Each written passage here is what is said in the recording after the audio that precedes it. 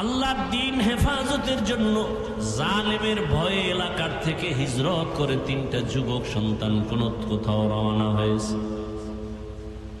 রাস্তা দিয়া যাচ্ছে পাহাড়িয়া জঙ্গল। এক এলাকায় যাইয়া হঠাৎ করে মুষলধারে বৃষ্টি শুরু হয়ে গেল। এত পরিমাণ বৃষ্টি, কোথায় যাবে? রাস্তায় দাঁড়ানোর উপায় নাই। পার্শ্বে পাহাড়, পাহাড়ের গুহায় তারা ভেতরে ঢুকে আশ্রয় নিল। ওই 3টা যুবক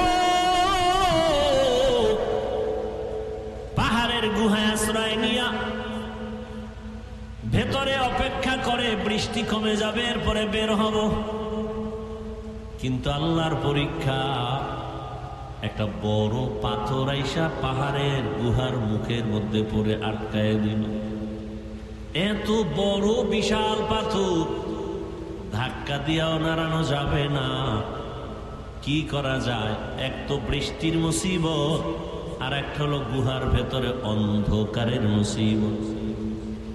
আর একটা মুসিবত হলো সামনে পাথর আটকায় দিছে। এত বিশাল পাথর নাড়াচাড়া করা যায় না, আর এক মুসিবত।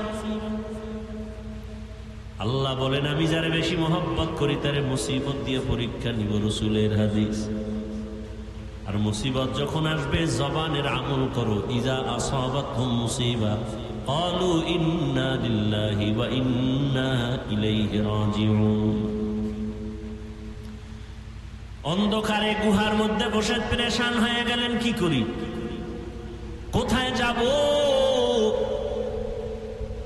কাউকে টেলিফোন করার কোনো সুযোগ নাই, টেলিফোনও নাই, থাকলেও করতে পারবে না। এমন এক গুহার মধ্যে ঢুকছে, নেটওয়ার্ক থাকবে না, আবার আলো নাই, অন্ধকার। বাহিরের আলো যাও আসবে, কিন্তু পাথর এসে আটকায় দিবে। আবার বাহিরে প্রচন্ড মুষলধারে বৃষ্টি চলে। এক পর্যায়ে তারা নিরুপায় হইয়া পরামর্শ শুরু করলো, কি করা যায়, কি করা যায়। একজনে বলে, আমার আপনার তো 3 জনে হিসাব করে দেখো, জীবনে কোনো ভালো কাজ করছো কিনা বল।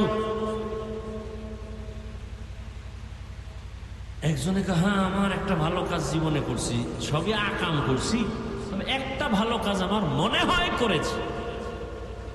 বলে, ওই ভালো কাজের ওসিলা দিয়া মালিকের সামনে সিজদায় পড়ে চোখের পানি ছেড়ে কান্না কর।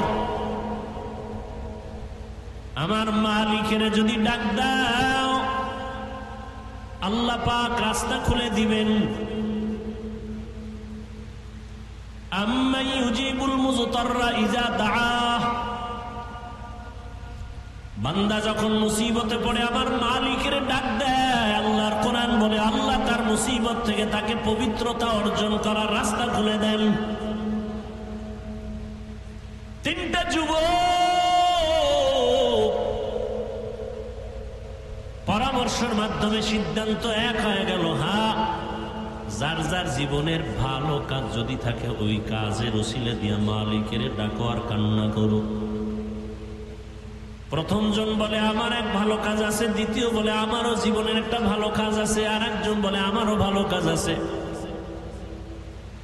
এক যুবক চোখের পানি ছেড়ে কান্না করে আর ভালো কাজের ওসিলা দিছে। কি তোমার ভালো কাজ?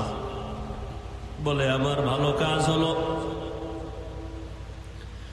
হ্যাঁ, আমি এক সময় টাকার মালিক হইয়া আমার বাড়ি কর্মচারীরা কাজ করত। কর্মচারী কাজ করার ক্ষেত্রে এক কর্মচারী আধা বেলা কাজ করলো, আমি তাকে বেতন দিলাম কম। লোকটা মনের কষ্টে টাকা না নিয়ে চলে গেল, রাগ করে চলে গেল। ওই টাকাগুলো আমার কাছে রেখে গেল। আমি আমানতের সাথে টাকাগুলো দিয়ে আমি বকরি কিনে কিনে কিনে কিনে একের পরে এক বকরি বড় হয়, বিশাল এক পাল হয়ে গেল। ওর ওই মজুরির টাকা আমি খেয়ানত করি নাই। আমি ওই টাকা দিয়া বাড়ায়া বাড়ায়া বিশাল এক বকরির পাল হয়ে গেল।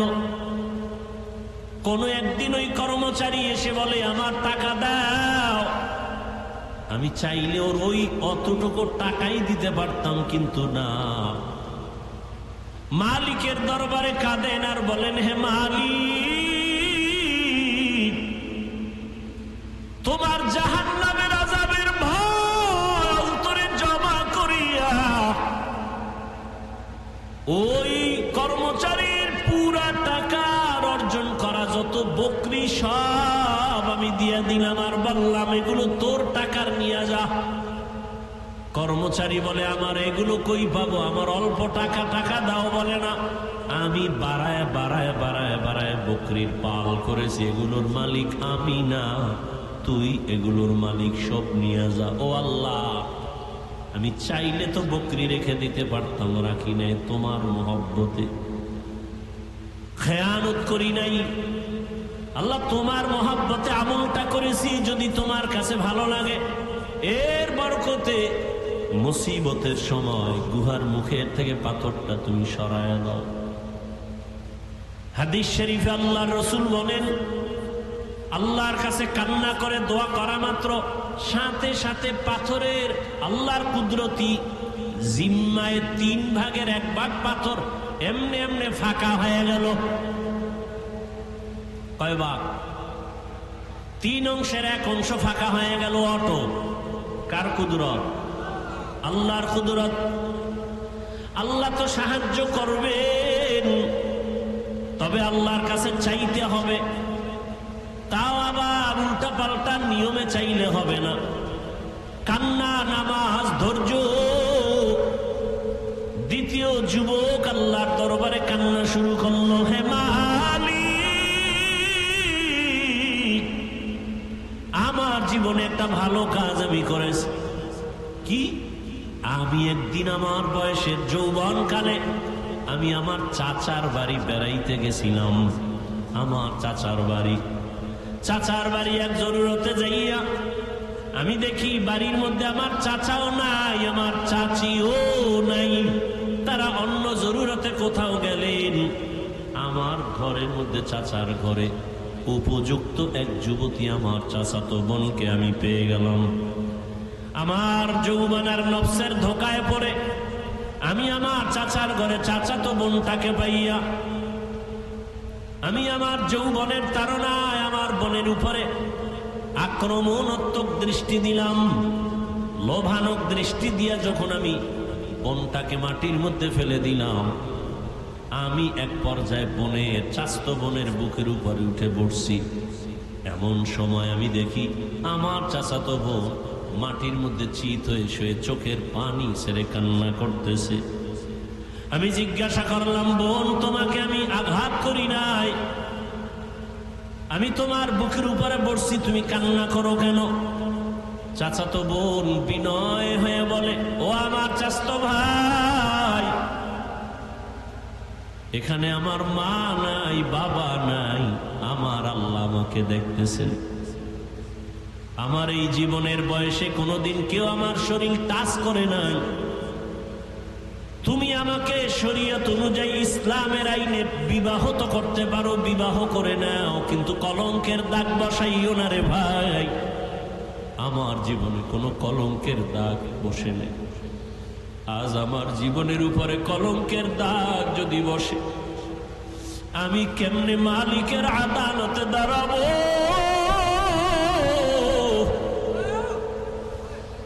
তুমি আমারে দয়া করে মাফ করে দাও। আমার আব্বাকে বলে প্রয়োজনে বিবাহের ব্যবস্থা করব, তারপরেও তুমি আমার কলঙ্কের দাগ দিও না রে ভাই। যুবক আল্লাহর কাছে কান্না করে বলেন, হে মালিক, ওই চাচাতো বোনের কান্না দেখাও আমার অন্তর নরম। আমি আমার বোনের কান্না দেখে দ্রুত আমি বোনের থেকে আলাদা হয়ে বললাম, বোন, আমারে মাফ করে দাও, আমি তোমার উপরে আর অপরাধ করব না। ও আল্লাহ, তোমার জন্যই আমি আমলটা করেছি, চাইলে তো আমি জোর করে অন্যায় করতে পারতাম। তুমি এর বরকতে আমাকে পরিত্রাণ দাও, গুহার মুখ থেকে আমাদের বাঁচাও। কান্না করে দোয়া করা মাত্র পাথরের 3-এর 2 অংশ ফাঁকা হয়ে গেল আল্লাহর কুদরতে। তৃতীয় যুবক আল্লাহর দরবারে কান্না করেন, হে মালিক, আমার জীবনের একটা ভালো কাজ মনে হয়, আমার মনে বলে ভালো কাজ করেছে। আমি এক বাবার গরিব সন্তান, আমি বাহিরে গিয়ে কাজ না করলে আমার চুলায় আগুন জ্বলে না, খানাও হয় না, আমার বাচ্চা আছে ছোট ছোট, আমার ঘরে আমার বৃদ্ধ বাবা বিছানায় পড়ে আছে, আমার বৃদ্ধা মাও ঘরে আছে। আমার জীবনের অভ্যাস ছিল, আমি কাজ করে তখন আমার প্রধান খাদ্য ছিল আমাদের গাভীর দুধ। আমি কাজ করে প্রতিদিন বাড়িতে আসার সময় গাভীর দুধ নিয়ে আসতাম। সারাদিন আমার বাচ্চারা ক্ষুধার্ত, খানা পায় না। আমি এসে প্রথমে মায়ের মুখে দুধ দিয়া, বাবার মুখে দিয়া, তারপরে বাচ্চাদের দিতাম। আমি আমার কলিজা দিয়া মাকে বাবাকে মোহাব্বত করেছি।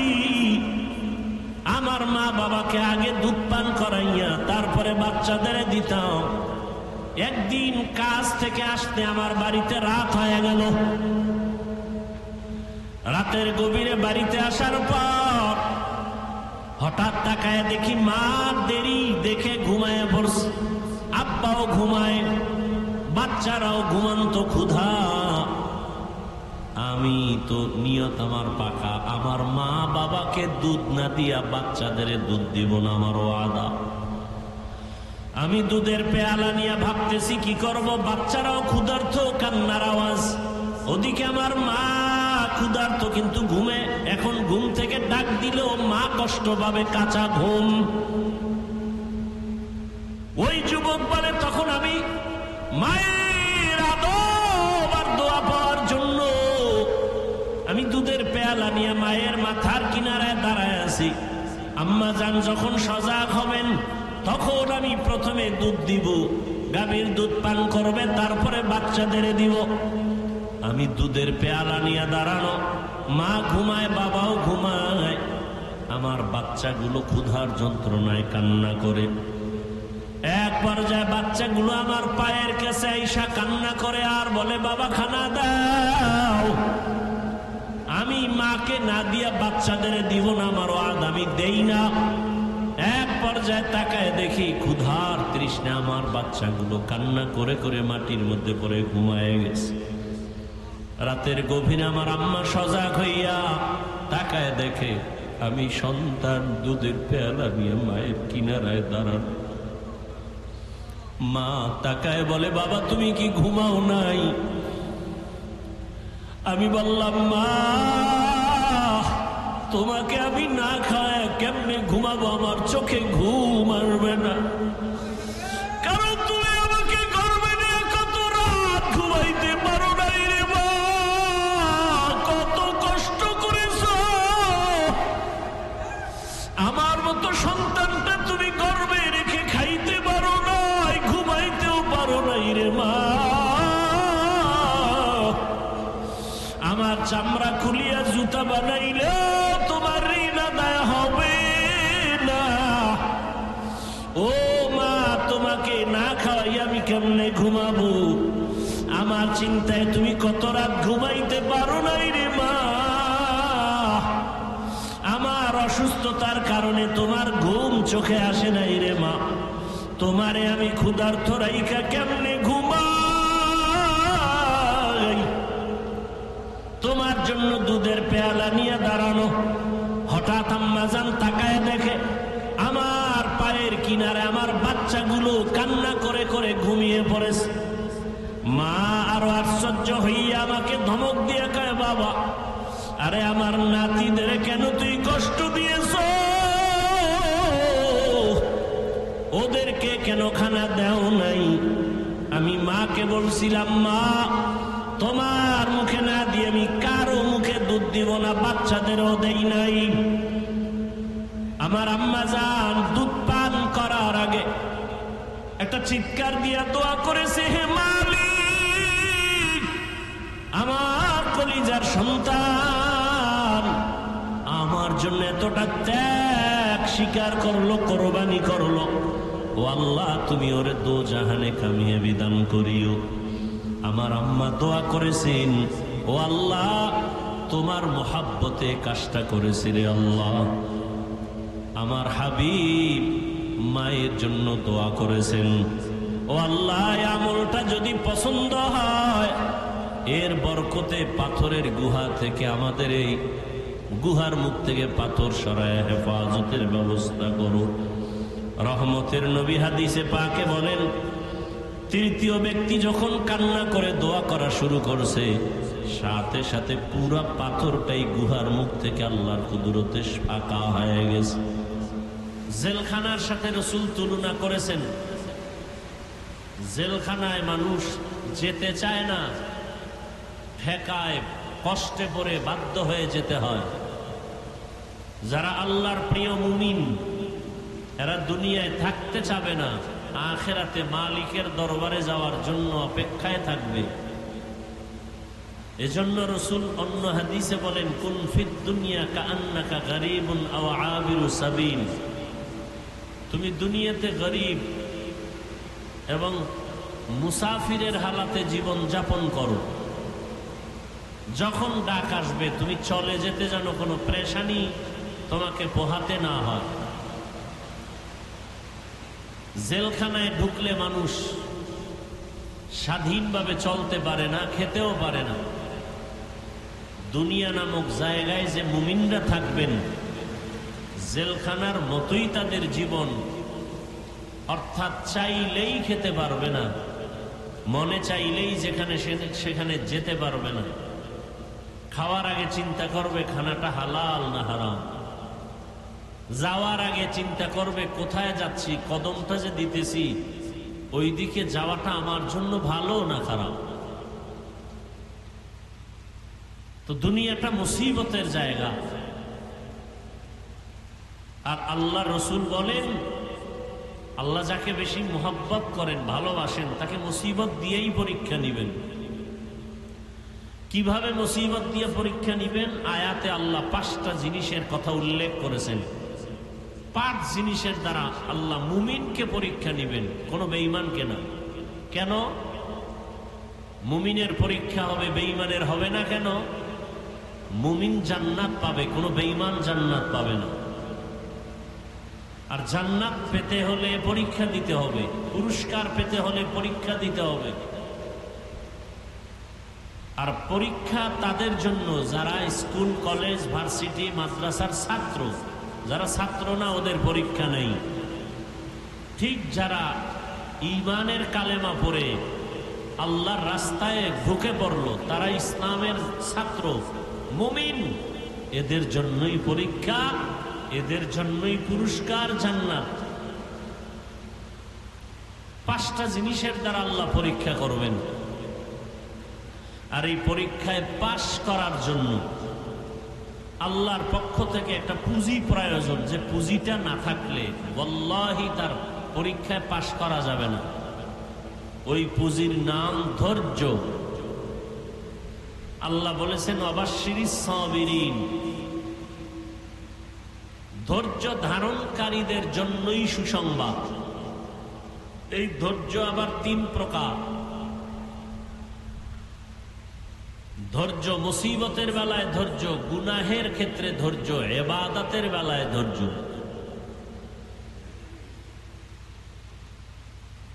এখন আপনার সুযোগ আছে গুনাহ করার, আপনি আল্লাহর আযাবের ভয়ে ধৈর্য ধারণ করলেন, আমি এই গুনাহ করব না,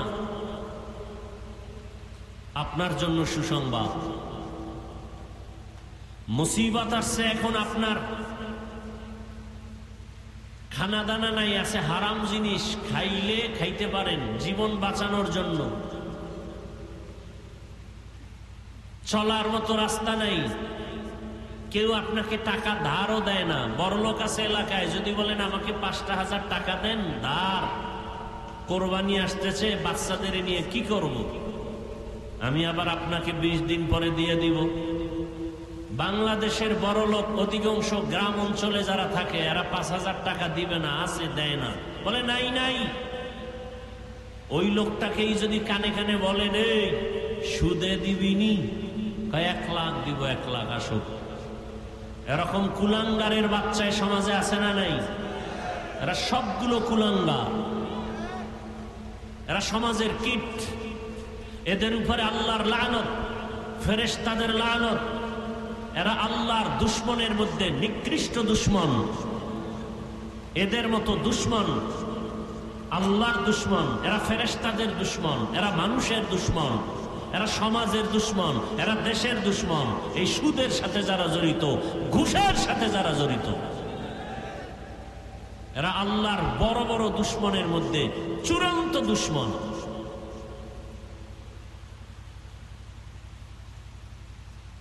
এখন আপনি কি করবেন? হয়তো হারাম খাইতে হবে, না হয় না খায়া থাকতে হবে। পরীক্ষা, ধৈর্য না থাকলে এই পরীক্ষায় পাশ করা যাবে না। বড় কঠিন পরীক্ষা। ইবাদতের বেলায় ধৈর্য।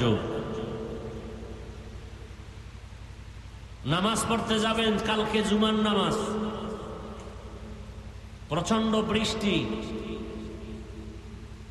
ভিজে ভিজে গেলে কষ্ট হবে। কি করা যায়? যাদের ইমানের পার্সেন্ট যত, তার আমলের পরিধি তত। একজনের ইমান বলে আমি নফল নামাজ ছাড়ব না, আর একজনের ইমান বলে নফল লাগে না। ইমানের পার্সেন্ট কম বেশি আছে না নাই? বড় কঠিন কথা। কিন্তু একজনে বলে আমার নফল লাগে না, আর এক ইমানওয়ালা বলে আমার নফল পড়তেই হবে। কেন? বলে হাসরের ময়দানে ফরজ আমলের ঘাটতিগুলো পূরণ করার জন্য নফল আমল লাগবে।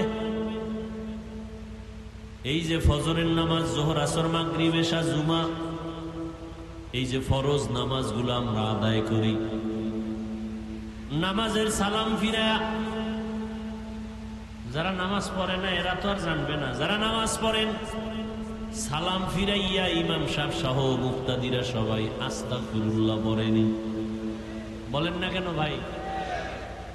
কয়বার পরে জানেন? 3 বার আস্তাগফিরুল্লাহ, আস্তাগফিরুল্লাহ, আস্তাগফিরুল্লাহ পড়লেন। নামাজ অসাধ্য কোনো জিনিস, অপছন্দের কোনো জিনিস দেখলেই শুনলেই মানুষ আস্তাগফিরুল্লাহ পড়ে। কিন্তু আপনি পড়লেন নামাজ, এখানে আস্তাগফিরুল্লাহ 3 বার কেন আপনি পড়েন নামাজের সালাম ফিরাইয়া? বলে নামাজের ভেতরে তোমার ত্রুটি হয়ে যাইতে পারে, মালিকের কাছে ক্ষমা চাওয়ার নিয়তে 3 বার নামাজ শেষে তুমি সালাম ফিরায় আস্তাগফিরুল্লাহ পড়ো।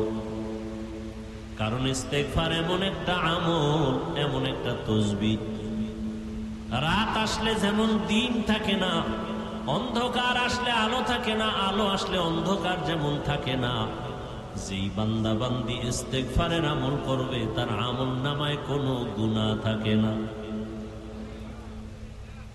ইস্তেগফারের আমল ফরজ আমলের ঘাটতি। রাসূল বলেন কিয়ামতের দিন অনেক মানুষ নামাজ নিয়ে দাঁড়াবে, কিন্তু নামাজে ঘাটতি অনেক। যেইভাবে সেজদা দেওয়া দরকার ওইভাবে হক আদায় করে সেজদা দেওয়া হয় নাই।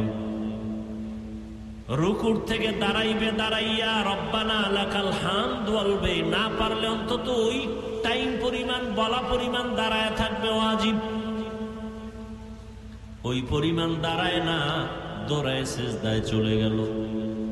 সেজদায় যাওয়ার সময় আগে যাবে হাঁটু, এরপরে যাবে 2 হাত, এরপরে যাবে নাক, এরপরে যাবে কপাল। সে হাঁটু যাওয়ার আগে হাত দিয়া ভর করে সেজদায় চলে গেল।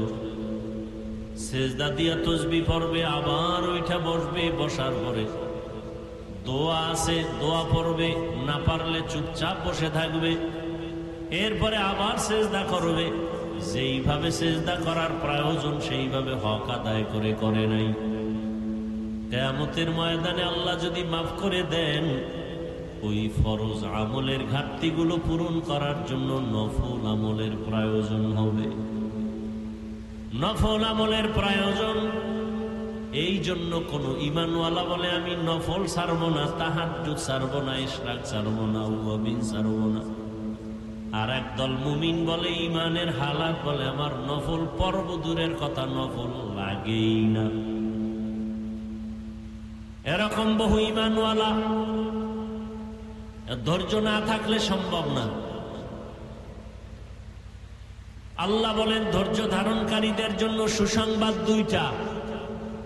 একটা মহা সুসংবাদ দুনিয়ার জমিনে আমি দিব, আর একটা মহা সুসংবাদ পরকালে আমি দিব। দুনিয়ার সুসংবাদ হলো অধৈর্য ধারণকারীর দল, আমি আল্লাহ নিজে তোমার বন্ধু হয়ে থাকব।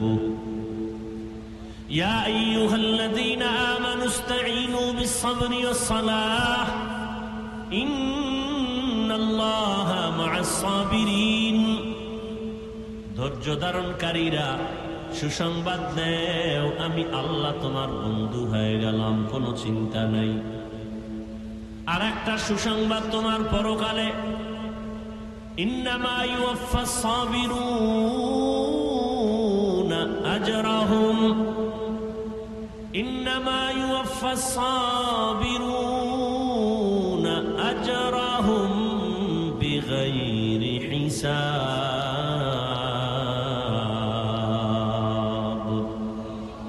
কিয়ামতের ময়দানে ধৈর্য ধারণকারীদের সুসংবাদ আমি বিনা হিসাবে জান্নাত দিয়ে দিব। বিনা হিসাবে জান্নাত পাওয়া বড় কঠিন। ধৈর্য ধারণকারী যারা, তাদের আল্লাহ বিনা হিসাবে জান্নাত দান করবেন। ধৈর্য ধারণকারী দুনিয়ায় পাবে আল্লাহ তার বন্ধু, আখিরাতে তার বিনা হিসাবে জান্নাত। এজন্য এই ধৈর্য না থাকলে পরীক্ষায় পাশ করা সম্ভব না। আল্লাহ মুসিবতের দ্বারা পরীক্ষা নিবেন, ধৈর্য ধারণ করতে হবে। ধৈর্য ধারণ করে চুপ থাকা যাবে না। বলে মুসিবত যখন আসবে, জবানের আমল একটা, বাস্তবে আর আমল চালাওয়ার একটা। মুসিবত যখন আসবে তখন তোমার জবানের আমল, ইজা আসাবাতহুম মুসিবাহ ক্বালু ইন্না লিল্লাহি ওয়া ইন্না ইলাইহি রাজিউন। ধৈর্য ধারণকারীরা মুসিবত যখন আসবে, জবানের আমল ইন্না লিল্লাহি ওয়া ইন্না ইলাইহি রাজিউন। আবার তুমি দোয়াও পড়ো, রহমতের নবী বলেন, আল্লাহুম্মা জুরনি ফি মুসিবাতি আখলুফ লি খায়রাম মিনহা। আল্লাহর কাছে তুমি ধৈর্য চাও, আজর চাও, ফলাফল আল্লাহ ধৈর্যের ফলাফল দান করো। আর বাস্তব আমল হলো, আল্লাহ আয়াতে বলেন, ইয়া আইয়ুহাল্লাযীনা আমানু ইসতাঈনু বিস-সাবরি ওয়াস-সালাহ। মুসিবত আসলে সাহায্য চাইবা কার কাছে? দুই জিনিসের মাধ্যমে বললেই হবে না, আল্লাহ দেও। দুই জিনিসের মাধ্যমে চাও। এক নম্বরে নামাজ, ধৈর্য। দুই নম্বরে হলো নামাজ। নামাজে দাঁড়ায় যাও, নামাজে দাঁড়াইয়া তুমি আল্লাহর শরণাপন্ন হও। নামাজ শেষ করিয়া দেখবা মুসিবত তোমার সামনে আর নাই। আল্লাহ তাআলা পাঁচটা জিনিসের দ্বারা পরীক্ষা করবেন। মিনাল খাউফ, ভয়ের মাধ্যমে। দুই, ওয়াল জু, ক্ষুধার মাধ্যমে। তিন, ওয়া নাকসিম মিনাল আমওয়াল, সম্পদের ঘাটতির মাধ্যমে। ওয়াল আনফুস, জীবনের ঘাটতির মাধ্যমে। ওয়াস সামারাত, ফলের ঘাটতির মাধ্যমে। ওয়াবাশশিরিস সাবিরিন, ধৈর্য ধারণকারীদের জন্য সুসংবাদ। এক নম্বরে ভয়। ভয়ের মাধ্যমে মুমিনের পরীক্ষা। সবগুলোই কিন্তু জীবনের জন্য একটা হুমকি স্বরূপ মুসিবত। ভয় আবার কয়েকটা ভাগে বিভক্ত। এক ভয় হলো আল্লাহর ভয়, আর একটা ভয় হলো দুনিয়ার মানুষের পক্ষ থেকে ভয়। তুমি যদি দাড়ি রাখো চাকরি থাকবে না, এরম ভয় আছে না নাই? সেদিন এক আর্মির চাকরিজীবী এক যুবক মোনাজাতের পরে বের হইলাম, স্টেজের সামনে গাড়িতে উঠার আগে বলে, হুজুর দোয়া করবেন, আমি আর্মি চাকরি করে কয়েকদিন আগে চাকরি ছেড়ে দিয়েছি। কেন ছাড়লা? এই মুহূর্তে আর্মিদের মূল্যায়ন তো অনেক বেশি, ছাড়লা কেন? যুবক বলে, আমাকে বারবার মানসিকভাবে টর্চার করা হয়, দাড়ি কেটে ফেলো, দাড়ি কেটে ফেলো, দাড়ি কেটে ফেলো। আমি চাকরি ছেড়ে দিয়েছি, দোয়া করবেন আল্লাহ হালাল ভাবে যেন রিজিকের ব্যবস্থা করে দেন।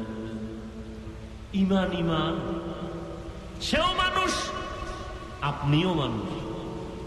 এখানে আমরা যারা বসে আছি সবাই আমরা মুসলমান। আপনাদের আল্লাহ আমার আল্লাহ দুইজন না এক? আপনাদের নবী আমার নবী, আপনাদের কোরআন আমার কোরআন, আপনাদের কাবা আমার কাবা, আপনাদের ধর্ম আমার ধর্ম, আপনাদের কালেমা আমার কালেমা। দুনিয়াতে আমরা আসছি সিস্টেম সবার এক। বিদায় বেলা কাফনের সংখ্যাও আমারও তিনটা কাফন হবে, আপনাকেও তিনটা কাফন দেয়া হবে। টাকাওয়ালা মরে গেল, তার তিনটা কাফন। রিক্সা ড্রাইভার মরে যাবে, তাকেও তিন কাফন। টাকাওয়ালার সম্মানে একটা কাফন কেউ বাড়াবেও না, গরিব হওয়ার কারণে কেউ মরে গেলে একটা কাফন কেউ কমাইয়াও দিবে না। কাফনের সংখ্যাও কয়টা বলেন? পুরুষের তিনটা, মহিলাদের পাঁচটা। কালার কি হবে? আলাদা আলাদা। আমাদের হুজুরদের কাফনের কালার একরকম, আপনাদের কালার আর এক রকম। হ্যাঁ, বড় লোকের কাফন একরকম, ছোট লোকের আর এক রকম। কে ধনী, কে গরিব, কে আলেম, কে মূর্খ, কে ডাক্তার, কে রোগী, কে ইমাম, কে মুক্তাদি, কে বড় লোক, কে ছোট লোক। যতই বাহাদুরি করি না কেন, সাদা কাফনে যেদিন ঢুকবো সব বাহাদুরি বন্ধ হয়ে যাবে। সবার কাফনের কালারও এক। কি কালার? আপনারা কালার লইয়াও কিলেকিলি করেন, এমন সোনার বাংলাদেশ। কালার লইয়াও মারপিট করে, কে সবুজ পরলো, কে কালো পরলো, কে সাদা পরলো, এ নিয়েও ঝগড়া চলে। আছে না নাই? এরে আল্লাহর বান্দারা, আমাদের কাফনের সংখ্যা এক, কালার এক, কবরের সাইজও কিন্তু এক। কবরে রেখে সব চলে যাওয়ার পরে কবরের প্রশ্ন হবে কয়টা বলেন? সবার বেলা এক না আলাদা আলাদা? আমাকেও যেই প্রশ্ন করা হবে, আপনাকেও সেই প্রশ্ন করা হবে। রবের পরিচয় দাও, ধর্মের পরিচয় দাও, রাহমাতুল লিল আলামিনের পরিচয় দাও। তাহলে আল্লাহ এক, নবী এক, কোরআন এক, কাবা এক, ধর্ম এক, কালেমা এক। আপনাকে বয়ান করা লাগবে কেন আমার? আপনি তো আল্লাহ মানেন, নবী মানেন, কোরআন হাদিস মানেন। আপনাকে কেন টুপির বয়ান করব, দাড়ির বয়ান করব, পোশাকের বয়ান করব, নামাজের বয়ান করব? আজকে তো বিধর্মীকে বয়ান করব যারা আল্লাহ চিনে না, কোরআন চিনে না, নামাজ বোঝে না। অথচ তাদেরকে সময় দেওয়ার টাইম নাই। আপনাদের পেছনে ঘুরতে ঘুরতে 12 মাস ঘুমানোর টাইম নেই। পায়ে ধরে ধরে আপনাদের বুঝাইতে হয়, নামাজ পড়েন, টুপি পরেন। আপনিও মুসলমান, আমিও মুসলমান।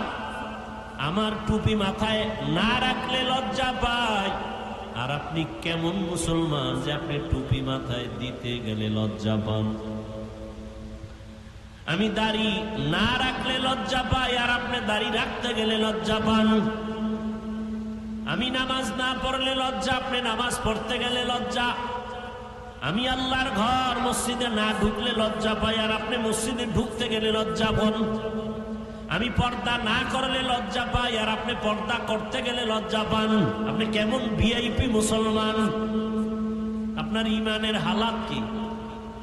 আমি আপনাকে কথা বলি না সবাই আমার মতো হুজুর হয়ে যান। খবরদার, হুজুর বানাইতে আমি বাংলাদেশে ঘুরি না। আমি আপনাকে আপনার রাস্তায় থাইকা জান্নাতের পরিচয় দিতে চাই। আপনি চাকরি করেন, ব্যবসা করেন, লেখাপড়া করেন, ওখানে থাইকা মদিনার আদর্শের মালা গলায় লাগায় দেন। আপনাদের মতো লাইনের মানুষ, জেনারেল লাইনের মানুষ, বাংলা লাইনের মানুষ জীবনে মাদ্রাসায় পড়ে না, আলিফ বা তাও জানে না। এমন মানুষ কি আপনাদের লাইনে দাড়িওয়ালা নামাজি নাই? স্কুলে পড়ে, কলেজে পড়ে। ও যুবকেরা তাকায় দেখো, তোমার মতো যুবক স্কুল কলেজে পড়ে, চাকরি করে, ব্যবসা করে, 5 ওয়াক্ত নামাজ পড়ে, বলো তুমি পারো না কেন? তোমার মতো জেনারেল লাইনের যুবক রাস্তায় গাড়ি চালায়, নামাজ ছাড়ে না, বলো তুমি কেন পারো না রে বাবা? তোমার মতো যুবক র‍্যাব, আর্মি, পুলিশ, বিডিআর এর চাকরি করে, নামাজ পড়ে, দাড়িওয়ালা আছে না নাই? আল্লাহ বিবেক দিয়েছে, তোমার বিবেকটাকে প্রশ্ন করো, তুমি কেন পারো না রে বাবা? তোমার মতো যুবক নদীর মধ্যে মাছ ধরে, নামাজ ছাড়ে না, বলো তুমি কেন পারো না? তোমার মতো যুবক জমিনের মধ্যে কৃষি কাজ করে, নামাজ ছাড়ে না, গামছা বিছাইয়া নামাজ পড়ে, বলো তুমি কেন পারো না? তোমার কপাল বুঝি পুড়ে গেছে, কার না জানি বরদোয়া তোমার কপালে লাগছে। তোমার মনটাকে বুঝাও যে তোমার মতো যুবক স্কুল কলেজে পড়ে, নামাজ পড়ে, তুমি আমি পারবো না কেন? কই আমরা আল্লাহর পথে থাইকে তো সম্মান কমে নাই, না খাইয়াও কেউ মরে যাই নাই। এরে আল্লাহর বান্দারা, এই যে মাঝে মাঝে আপনাদের থেকে সহযোগিতা চাওয়া হয়, কিছু দান সৎকা করেন, না করলেও পারি, চাই কেন? ওই আপনারা এবার রাস্তাঘাটে বলেন হুজুর গো দাঁড়িয়ে যাবো না, নিজে নিজে চালায়, আমগো শরীকদার বানায় না, দান সৎকা নেয় না, চায় না।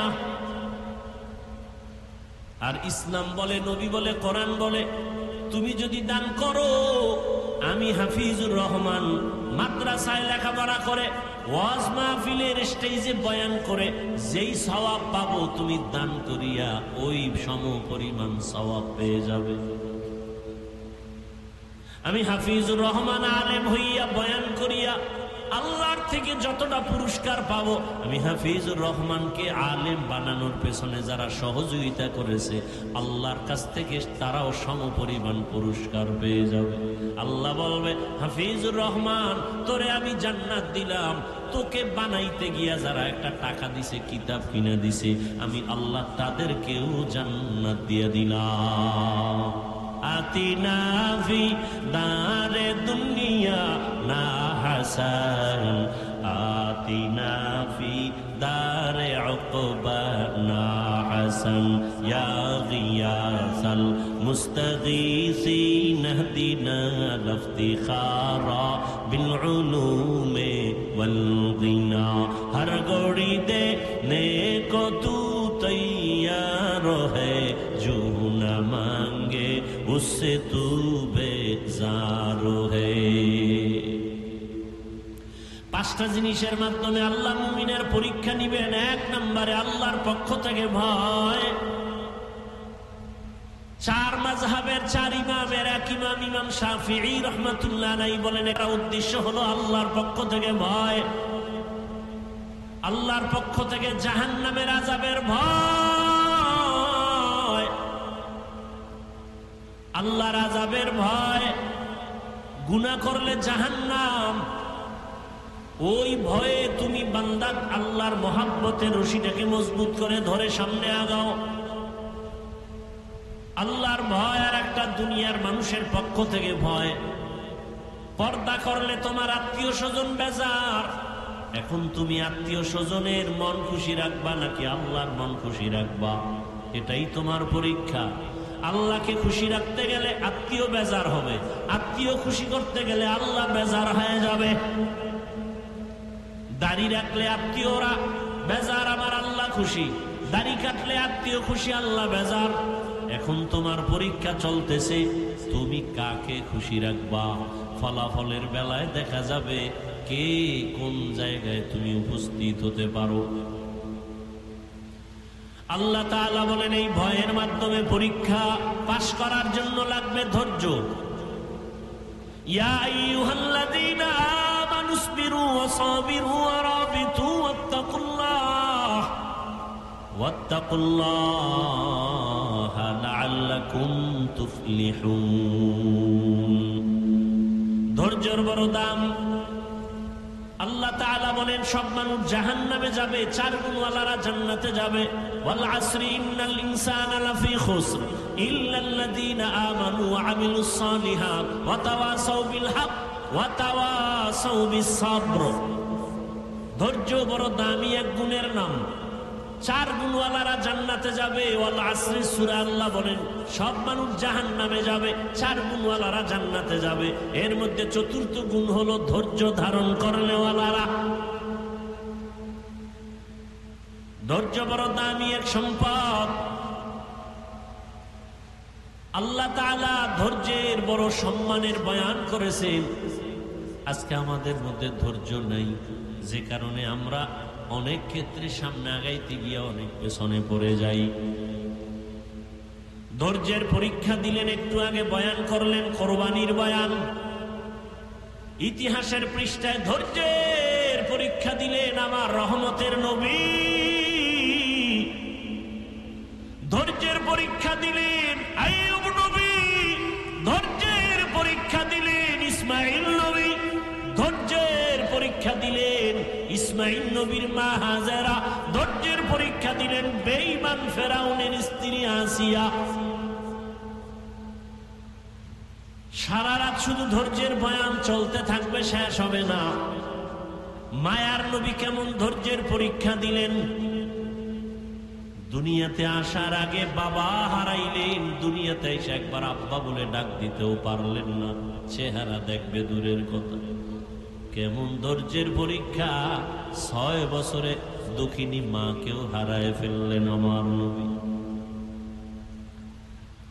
আবার এমন এক পরিবেশে আসছেন চতুর্দিকে শুধু দুশ্মন। নবীর ডানে দুশ্মন, বামে দুশ্মন, চতুর্মুখী দুশ্মন নবীরে মারার জন্য রেডি। যেই নবী দোয়া করলে কবুল হয়ে যায়। উহুদ পাহাড় স্বর্ণ বানায় দিলে আল্লাহ চাইলেই দিতেন। নবী বলে না না, আমি গরিবী হালাতে থাকতে চাই, গরিবী হালাতে মরতে চাই, আমি গরিবদের সাথে কিয়ামতের দিন উঠতে চাই। নবী বলেন ও গরিবেরা, বড় লোকের বাড়ি গাড়ি দেখা, টাকা পয়সা দেখে আফসোস করিস না। কিয়ামতের দিন কঠিন সময়, বড় লোকের 500 বছর আগে গরিবেরা জান্নাতে চলে যাবে। রহমতের নবী বলেন আমি কতটাই যে গরিব, আমার পেটের ক্ষুধা খানা নাই, পাথর বেঁধে আমি দ্বীনের প্রচারণা চালাইছি। কেমন ধৈর্যের পরীক্ষা দিছেন আমার নবী। একদিন দুদিন না, 3 বছর পর্যন্ত শিয়াবে আবু তালিবের মধ্যে আমার রসুলকে গৃহবন্দী করে রাখছে। ওই মক্কার বেঈমানেরা নবীরে পানিও দেয় না, খানাও দেয় না। রহমতের নবী আমার গাছের পাতা ছিঁড়ে ছিঁড়ে চাবায় চাবায় খায় আর পেটের ক্ষুধা নিবারণ করে। মিনাল খাউফি ওয়াল জু', এক পরীক্ষা আল্লাহর ভয়, দ্বিতীয় পরীক্ষা ক্ষুধা। ইমাম শাফিঈ রাহমাতুল্লাহ আলাইহি বলেন এখানে ক্ষুধা মানে হলো রোজা। রোজাদার সারাদিন না খাওয়ার কষ্ট কেমন, গরিবেরা না খাইয়া কষ্ট করে কেমন, এটা তুমি রোজা রাইখা উপলব্ধি করো। পরীক্ষায় যদি পাশ করতে চাও ধৈর্য ছাড়া সম্ভব হবে।